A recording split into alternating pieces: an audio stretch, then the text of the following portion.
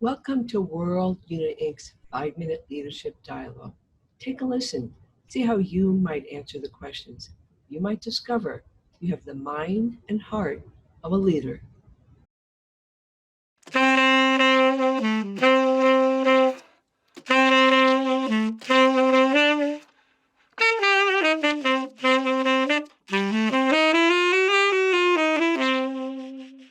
Good morning, President Evans. As the first African American president of West Liberty University, what are two qualities that you exercise to be successful? I will certainly mention the quality of honesty. I think honesty, integrity is something that is extremely important, that you've got to say what you mean and mean what you say. My father taught me many years ago that your word is your bond. And when you say you're going to do something, you need to own up and just do what you say you're going to do. Always try to remain honest when you speak. Let it be the truth so that people will see you as a truthful person.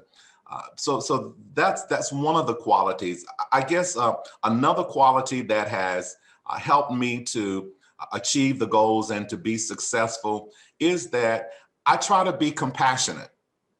I want to be kind. I want to be caring. I want people to see me as someone who cares about them, not only as an employee, not only as a student, but as an individual.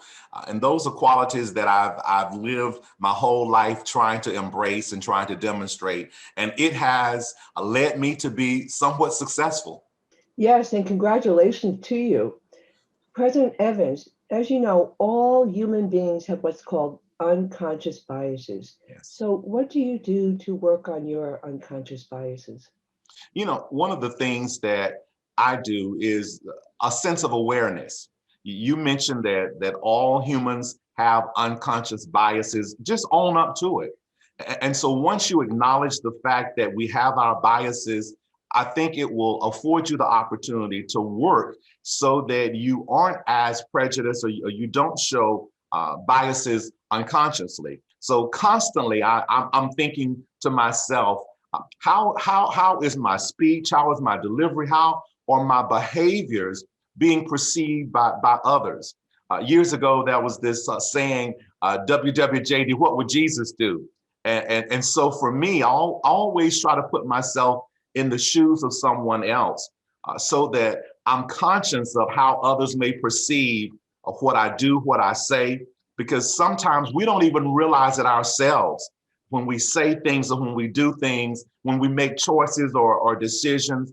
And so you, in my mind, I'm always thinking that whatever decision I'm making, how is this going to affect someone else? Am I being fair? Am I being honest? Am I being just and equitable in how I look at a situation as well as how I make decisions? So that awareness to me is so important. President Evans, as you know, there are many stereotypes and assumptions about African American men. What quality have you cultivated to overcome those assumptions and stereotypes? I think there are stereotypes about all people. And unfortunately, when it comes to stereotypes, those are based on feelings that oftentimes people don't have any evidence to support. And so I recognize the stereotypes out there for African American men, and most are negative.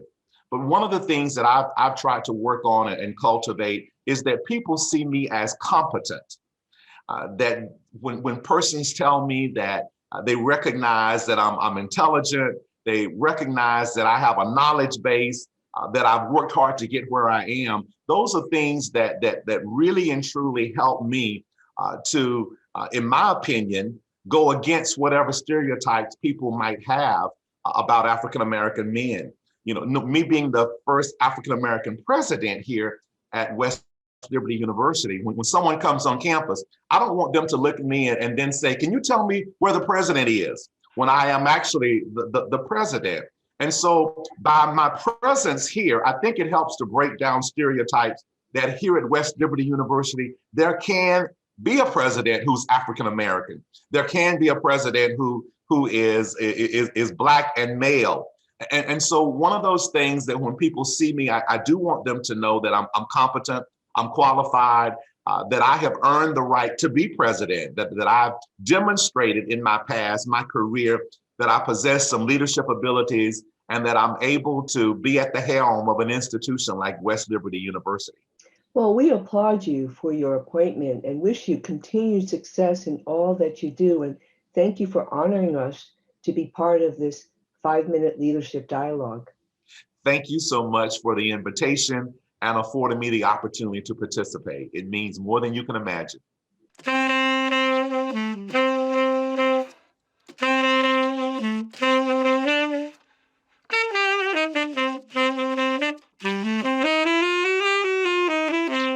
Thank you for taking the time to listen to a leader. Hope you'll join us next month and help us create a world that values the common humanity we all share.